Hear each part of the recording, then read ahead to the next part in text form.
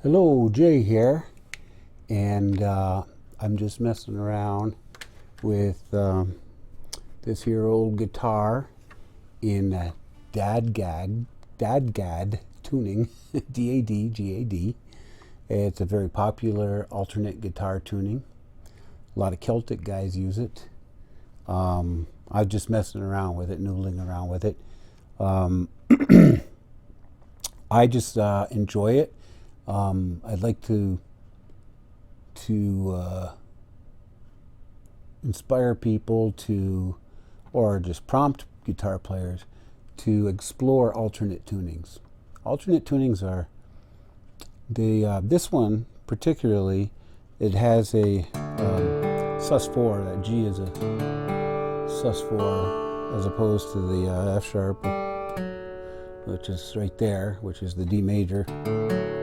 And instead you got this, so the open chord is like a sus4 chord, and it's kind of also maybe Lydian a little bit, with that sharp 4, and it inspires, it's like an ambient, you know, the alternate tunings give a whole different ambient feel to a lot of the songs, or to a lot of the chords. There's a lot of that, so if you get that F sharp and that right next to each other. They call that a prime dissonance, I believe. They're two notes that are real close to each other.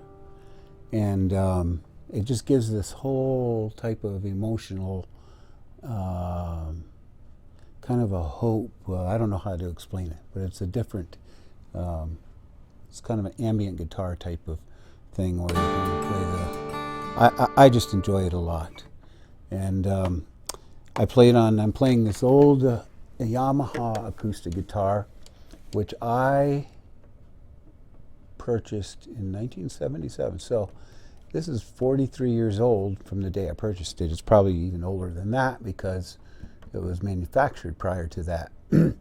And I just love this guitar. It's been through everything. It's been played in the snow, it's been rained on, snowed on, kept in 40 below zero up to 100 and something degrees. I've had to take it in and have some work done to it because it was kind of, wasn't kept in a perfect environment all the time. It was a player. This is a player. I played this thing to death. And I kind of like playing it. I like the sound of it. It's gotten an older sound to it, and I've got some bright strings on it right now. But and I'm trying to record this. I'm dealing with still losing my main computer, but hopefully this comes out sounding halfway decent.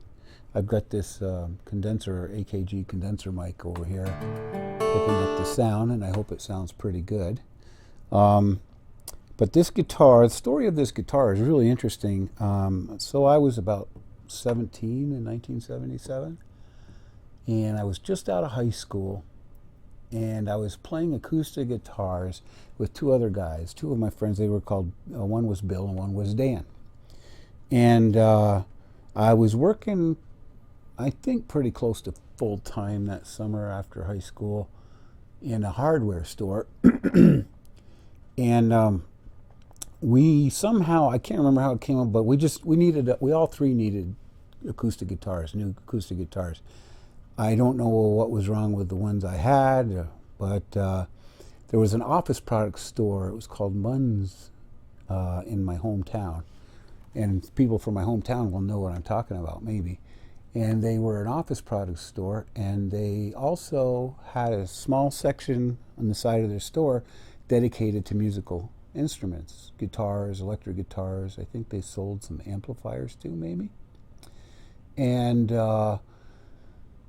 we went in there, and I think I was the only one of the three of us that had a job at the time, and talked to the Munn brothers about purchasing three, and he had Yamahas in there, 3 Yamaha guitars.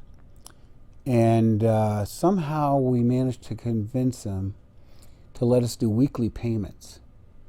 And we walked out of there with 3 brand new guitars. Now, this is the funny thing. This is a Yamaha FG75, which is the smaller, one of the smaller size bodies and necks. And then there was an FG125, and I think there was an FG175 maybe, or 1200, I don't know. But it went up. And our logic was, I was the smallest of all 3 of us. This is funny. When I think about it, it's funny. And so I got the smallest one, and then the next biggest guy got the next bigger one, and then the biggest guy got the biggest model out of all 3 of them. Of course, they were more expensive as you went up in size, too. But anyways, I went in there every Friday for, gosh, it must have been, I don't know, months and months to pay everything off. We all went in there every Friday and paid them cash from our paychecks to get these guitars. But we wrote a lot of songs together. We did 3-part harmony, and we used to go play a lot of open mic nights, and we just had a lot of fun, the 3 of us. Anyway, so that's a quick story about that, and this is open tune to DADGAD right now today, and I thought I'd open up today with this little section, little noodling around that a thing I just made up. It's probably very common because it lends itself to the key of D naturally, this type of tuning. So there's a lot of open chords and extensions you can get on those chords that sounds real pretty. And I would inspire people to try it. I would ask you to, if you're a guitar player, try some alternate tunings. You know, you can look them up. They're all over YouTube. This one is tuned D, A, D, G, A, D. It's real easy. And you can find some really simple chord patterns. The G, that's a D major. You know, you can, they have the, anyway. So enough said about that. And this week I was trying to come up with some good content, and one of the things that came up for me on the line of the inspirational part of my channel. And by the way, I do want to thank you all for going on this Jay's journey with me. It's after all, we're all in this journey together, this journey called life. And this morning I was talking to my daughter. Well, my oldest daughter, she comes by for coffee a lot of mornings, and she drops her kids off to school and stops by, and if I have time and I'm not out on a job site or something, sorry, my voice is kind of hoarse. If she has time, she stops over and we have coffee and we chit-chat or whatever. And when she was leaving, I was headed out to an appointment or whatever, and we had just been discussing little major, or not major, but little problems that have popped up in my life recently. January is always a tough month because financially it's slow. It's after the holidays. My computer, one of my main computers went out. We're having, 3 vehicles in the family, and always have a car problem, seems like. So, and house maintenance, just things, life. And I said to her as she was leaving, I said, well, I'm grateful that I've lived long enough to experience all of these challenges on a day-to-day basis. And she smiled and she says, well, that is a great way of looking at things. Now, I'm not always that full of sunshine. I get depressed and I get down, or I get negative, just like everybody else. But luckily, I have enough experience to know that I can change that if I want to. But today's topic that I really wanted to talk about is the topic of forgiveness. And what does that mean? What does forgiveness mean? What does it really mean? Well, how important is it? When my kids were getting, when my oldest daughter was getting married, the only advice I gave about marriage was because when I got married, everybody said communication is the most important thing you have to have in a marriage. And I disagree with that because you never get communication right. Never. I've been married uh, almost 20 years. I've known my wife for 11 years beyond that. So that's 30 years we've been together. And I still misunderstand her meaning, and she misunderstands mine when we're discussing something. And a lot of times it turns into a little bit of a bicker or an argument. And that happens with everybody who's been together a long time. It's not, it's because we're always listening through filters, and when somebody says something, we think they might mean something else than what they actually said. So I've had to learn to practice listening to people and saying, repeating back what they said in my head, saying, oh, so what does that really mean? Anyway, so in communication in relationships, it's not the most important thing. Forgiveness is the most important thing. And here's why. To forgive means to let go of any anger or resentment that you might have as a result of an offense or a flaw or a mistake that somebody else might have. So what you're doing is you're just letting go of that resentment and anger. And that's really important, because if you hang on to it, you're hurting yourself.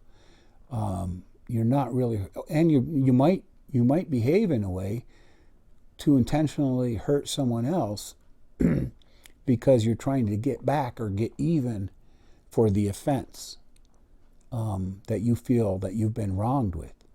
So forgiveness is really powerful, and it's really important, and it's probably the most important thing in relationships, as I said before.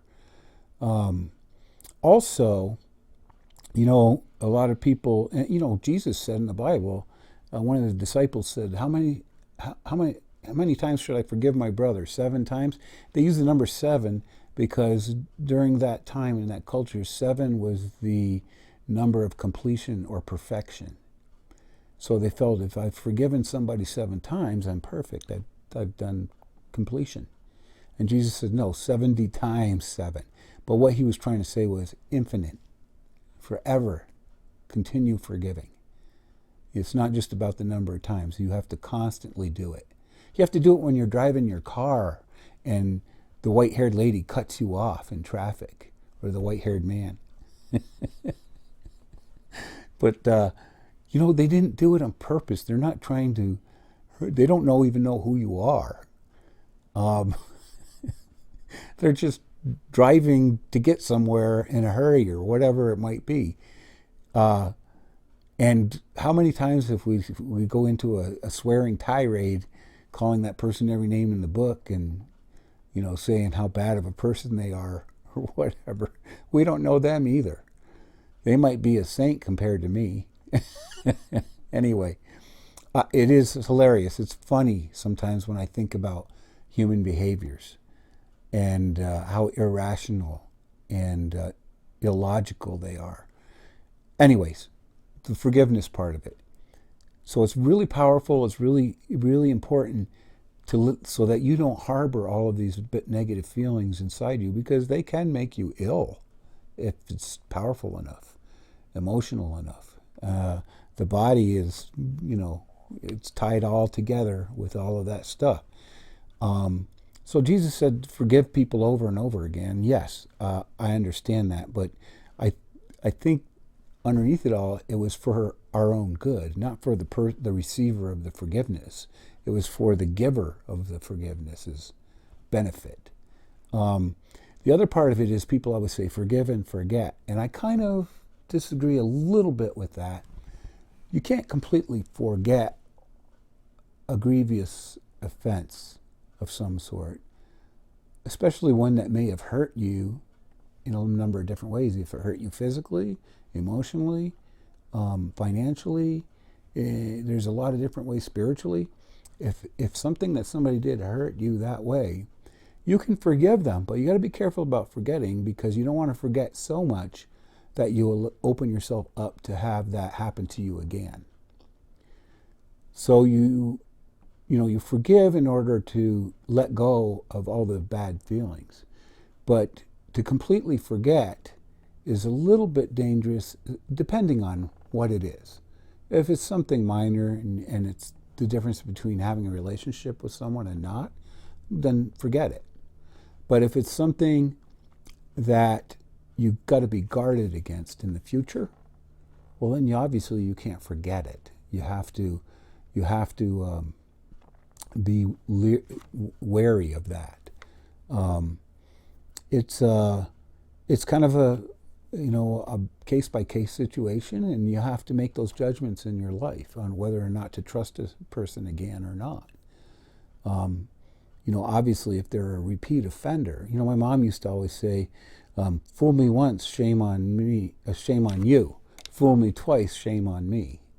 And that was an old saying. I'm sure other people have heard it, but it was, you're a bad person if you do something to me once, but then if I let you do it again, then I'm the one that's at fault.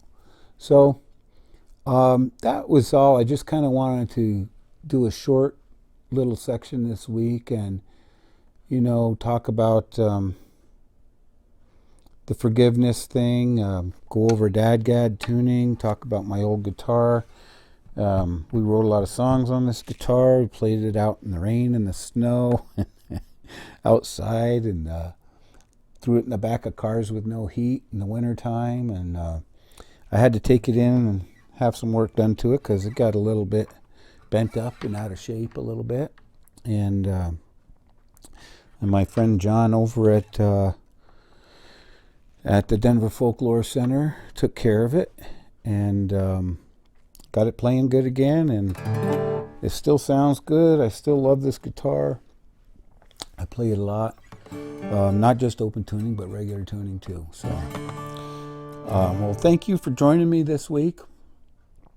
I might not have a lot of edits in this because I'm still struggling with getting new editing software on my old laptop computer because all of my software was on my new computer, and I'm going to need a computer. I'm going to try to get one with better processing, faster processing, more RAM, more everything, so that the editing isn't quite the chore that it is, and that the software will work correctly on there. So I want to thank you again for joining in. I hope you found something good in this week's little chat about forgiveness. And please continue to tune in every Saturday. Like, subscribe, share, comment. All those things are really important. I read pretty much all of them at this point.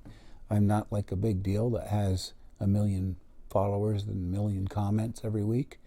So if you have something, advice to offer me too, I'm all ears. And I appreciate you all. Thanks for joining me on Jay's journey, and have a great week.